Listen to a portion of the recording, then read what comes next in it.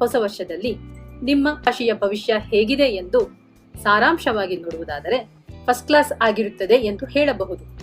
First class ಎಂದರೆ 60 ಅಂಕಗಳು. ನೀವು ಯಾವುದೇ ಕೆಲಸಕ್ಕೆ 100% ಪರಿಶ್ರಮ ಹಾಕಿ ಪ್ರಯತ್ನ ಮಾಡಿದ್ದೇ ಆದರೆ ನಿಮಗೆ ಅದರಿಂದ 60% ಫಲಿತಾಂಶವನ್ನ ನಿರೀಕ್ಷಿಸಬಹುದು. ಆದರೆ 100ಕ್ಕೆ 100ರಷ್ಟು ಪರಿಶ್ರಮ ಹಾಕಲೇಬೇಕು. ಸರಳವಾಗಿ ಹೇಳಬೇಕು ಅಂದರೆ ಈ ವರ್ಷದಲ್ಲಿ ನಿಮಗೆ ಬಹಳ ಪ್ರಯಾಸದ ನಂತರ ಫಲಿತಾಂಶವು, ಅಲೆದಾಟದ ನಂತರ ಆದಾಯವು ಲಭಿಸುತ್ತದೆ.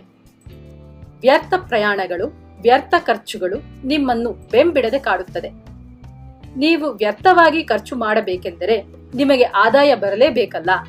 ಖಂಡಿತ ಆದಾಯ ಬರುತ್ತದೆ. ಬಂದ ವೇಗದಲ್ಲೇ ಆ ಹಣ ನಿಮ್ಮ ಕೈ ಬಿಟ್ಟು ಹೋಗಿರುತ್ತದೆ. ಈ ಸಮಸ್ಯೆ ಸ್ವಲ್ಪ ಮಟ್ಟಿಗಾದರೂ ಕಡಿಮೆ ಆಗಬೇಕು ಎಂದಾದರೆ ನೀವು ಈ ವರ್ಷದಲ್ಲಿ ಅನುಸರಿಸಬೇಕಾದ ಸರಳ ಪರಿಹಾರವೆಂದರೆ ಬರಗಾಲದಲ್ಲೂ ನಾನು ಬಾಸುಮತಿ ಬಿರಿಯಾನಿಯನ್ನೇ ತಿನ್ನೋದು ಎಂಬಂತಹ ಗುಣ ಸ್ವಭಾವವನ್ನು ಬಿಟ್ಟು ಆದಾಯಕ್ಕಿಂತಲೂ ಕಡಿಮೆ ಖರ್ಚು ವೆಚ್ಚಗಳನ್ನು ಮಾಡುವ ಜೀವನ ಶೈಲಿಯನ್ನು ಅಳವಡಿಸಿಕೊಂಡಾಗ ಮಾತ್ರ ನೀವು ಈ ವರ್ಷವನ್ನು ಸಂತೋಷವಾಗಿಯೂ ಸಮಾಧಾನವಾಗಿಯೂ ಕ್ರಮಿಸಬಹುದು. ಹಾಗಾಗಿ ನೀವು ಈ ವರ್ಷದಲ್ಲಿ ಪ್ರತಿಯೊಂದು ವಿಷಯದಲ್ಲೂ ಪ್ರತಿ ನಿರ್ಧಾರ ತೆಗೆದುಕೊಳ್ಳುವಾಗಲೂ ಎಚ್ಚರಿಕೆಯ ಹೆಜ್ಜೆ ಇರಿಸಬೇಕು. ಎಲ್ಲ ಸರಿ ಇದೆ ಎಂದುಕೊಳ್ಳುವಾಗಲೇ ಎಲ್ಲಿಲ್ಲದ ತೊಂದರೆ ತಾಪತ್ರಯಗಳು ಪ್ರತ್ಯಕ್ಷವಾಗಿ ಬಿಡುತ್ತವೆ. ಸಮಸ್ಯೆ ಬಂತು ಎಂದು ತಲೆ ಮೇಲೆ ಕೈ ಹೊತ್ತು ಕೂರದೆ ಬುದ್ಧಿವಂತಿಕೆಯಿಂದ, ಚಾಣಾಕ್ಷತನದಿಂದ, ಉಪಾಯದಿಂದ ಸಮಸ್ಯೆಗಳಿಗೆ ಪರಿಹಾರ ಕಂಡುಕೊಳ್ಳಬೇಕು. ಹಾಗೆ ಮಾಡಿದಾಗ ಶತ್ರುಗಳಿಂದಲೂ ಲಾಭ, ಆದಾಯ ಹೊಂದುವಿರಿ. ಈ ವರ್ಷದಲ್ಲಿ ನಿಮಗೆ ಹೇರಳವಾದ ಹಣ ಹರಿವು ಇದೆ. ಕುಟುಂಬದಲ್ಲಿ ಸಂತೋಷ ನೆಲೆಸುತ್ತದೆ. ಪೂರ್ವಿಕರ ಆಸ್ತಿ ಕೈಗೆ ಬರುತ್ತದೆ. ಕೋರ್ಟ್ನ ಕೇಸುಗಳು ನಿಮ್ಮಂತೆಯೇ ಆಗುತ್ತವೆ. ಮನೆಯಲ್ಲಿ ಸಾಕಷ್ಟು ಮದುವೆ ಮೊದಲಾದ ಶುಭ ಕಾರ್ಯಗಳು ನಡೆಯುತ್ತವೆ. ವಿವಾಹ ಪ್ರಾಪ್ತ ವಯಸ್ಕರಿಗೆ ಒಳ್ಳೆಯ ಸಂಬಂಧದಲ್ಲಿ ವಿವಾಹವಾಗುವುದು. ಬಹಳ ದಿನಗಳಿಂದ ಮಕ್ಕಳಾಗದವರಿಗೆ ಮಕ್ಕಳಾಗುವ ಯೋಗ ಫಲವಿದೆ. ಬಹಳ ಕಾಲದಿಂದ ಅನಾರೋಗ್ಯದಿಂದ ಬಳಲುತ್ತಿದ್ದ ನಿಮ್ಮ ತಾಯಿಯವರ ಆರೋಗ್ಯ ಸುಧಾರಿಸಿ ಅವರು ಸಹಜ ಸ್ಥಿತಿಗೆ ಮರಳುತ್ತಾರೆ. ಕುಟುಂಬ ಸಮೇತರಾಗಿ ಪುಣ್ಯಕ್ಷೇತ್ರಗಳಿಗೆ ಹೋಗಿ ಬರುವಿರಿ.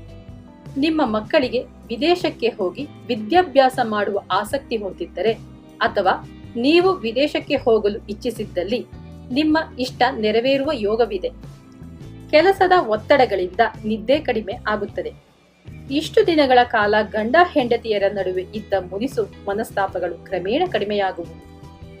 ದಂಪತಿಯರ ನಡುವೆ ಏನೇ ಭಿನ್ನಾಭಿಪ್ರಾಯಗಳು ಬಂದರೂ ಪರಸ್ಪರ ಬಿಟ್ಟು ಕೊಡುತ್ತಾ ಹೊಂದಾಣಿಕೆ ಮಾಡುತ್ತಾ ಹೋಗುವುದರಿಂದ ದಾಂಪತ್ಯದಲ್ಲಿ ಸಾಮರಸ್ಯ ಉಳಿಯುತ್ತದೆ. ವಾಸಸ್ಥಳವನ್ನು ಬದಲಾಯಿಸುವಿರಿ. ಸ್ವಂತ ಮನೆ ಇರುವವರು ಅದನ್ನು ಮಾರಿ ಮತ್ತೊಂದು ಆಸ್ತಿಯನ್ನು ಕೊಂಡುಕೊಳ್ಳುತ್ತೀರಿ. ಹಾಗೆಯೇ ಕಿರಿಕಿರಿ ಮಾಡುತ್ತಿದ್ದ ಹಳೆಯ ವಾಹನವನ್ನು ಮಾರಿ ಹೊಸ ವಾಹನವನ್ನು ಕೊಂಡುಕೊಳ್ಳುವಿರಿ. ಮನೆಗೆ ಬೇಕಾದ ಐಷಾರಾಮಿ ಎಲೆಕ್ಟ್ರಿಕ್ ಉಪಕರಣಗಳನ್ನು ಕೊಂಡುಕೊಳ್ಳುವಿರಿ. ನಿಮ್ಮ ದುಡಿಮೆ ಬೇರೆಯವರ ಪಾಲಾಗುವ ಸನ್ನಿವೇಶ ಬಂದೊದಗಬಹುದು. ಹಾಗಾಗದಂತೆ ಜಾಗ್ರತೆ ವಹಿಸಿ. ಯಾರಿಗೂ ಜಾಮೀನು ಹಾಕಲು ಹೋಗಬೇಡಿ. ಶತ್ರುಗಳು ಕಡಿಮೆ ಆಗುತ್ತಾರೆ.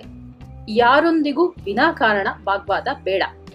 ವರ್ಷದ ಉತ್ತರಾರ್ಧದಲ್ಲಿ ಅಂದರೆ ಜುಲೈ ತಿಂಗಳ ನಂತರ ಮಾನಸಿಕ ಒತ್ತಡಗಳು ಕಡಿಮೆಯಾಗಿ ಮನಸ್ಸಿಗೆ ಶಾಂತಿ, ನೆಮ್ಮದಿ ಸಿಗುತ್ತದೆ. ವ್ಯಾಪಾರಿಗಳು ತಮ್ಮ ವ್ಯಾಪಾರದಲ್ಲಿನ ಹಳೆಯ ತಪ್ಪುಗಳನ್ನು ಮರುಕಳಿಸದ ಹಾಗೆ ಎಚ್ಚರಿಕೆ ವಹಿಸಬೇಕು. ಹಳೆಯ ಬಾಕಿಗಳು ವಸೂಲಿಯಾಗುತ್ತವೆ. ಕೆಲಸ ಮಾಡುವ ಸ್ಥಳದಲ್ಲಿ ಮೇಲಧಿಕಾರಿಗಳ ಕೋಪ ತಾಪಗಳನ್ನು ಅನುಸರಿಸಿಕೊಂಡು ಅವರು ಕೊಡುವ ಸಲಹೆ ಸೂಚನೆಗಳನ್ನು ಶಿರಸಾವಹಿಸಿ ಪಾಲಿಸಿದರೆ ಸಂಬಳ ಹೆಚ್ಚಳ, ಬಡ್ತಿ ಎಲ್ಲವೂ ಲಭ್ಯವಾಗುತ್ತದೆ. ವಿದ್ಯಾರ್ಥಿಗಳು ಯುದ್ಧಕಾಲೆ ಶಸ್ತ್ರಾಭ್ಯಾಸ ಎನ್ನುವಂತೆ ಕೊನೆ ಗಳಿಗೆಯಲ್ಲಿ ಓದುವ ಅಭ್ಯಾಸ ಬಿಡಿ. ಸಹಪಾಠಿಗಳೊಂದಿಗೆ ಎಚ್ಚರಿಕೆಯಿಂದ ಸ್ನೇಹ ಬೆಳೆಸಿ.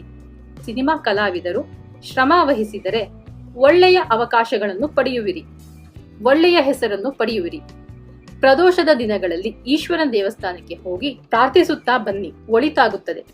ಒಟ್ಟಿನಲ್ಲಿ ಈ ವರ್ಷದಲ್ಲಿ ಯಾವುದೇ ಕ್ಷೇತ್ರದಲ್ಲಿ ಗೆಲ್ಲಬೇಕಾದರೆ ಅನುಸರಿಸಬೇಕಾದ ಒಂದೇ ಒಂದು ತಾರಕ ಮಂತ್ರವೆಂದರೆ ಕಾಯಕವೇ ಕೈಲಾಸ ಎನ್ನುವುದೊಂದೇ. ದುಡಿಯಿರಿ, ದುಡಿಯಿರಿ, ನಿರಂತರವಾಗಿ ದುಡಿಯುತ್ತಲೇ ಇರಿ. ಆಗ ವರ್ಷ ನಿಮ್ಮ ಪಾಲಿಗೆ ಯಶಸ್ವಿ ವರ್ಷವಾಗುತ್ತದೆ. ಶುಭವಾಗಲಿ.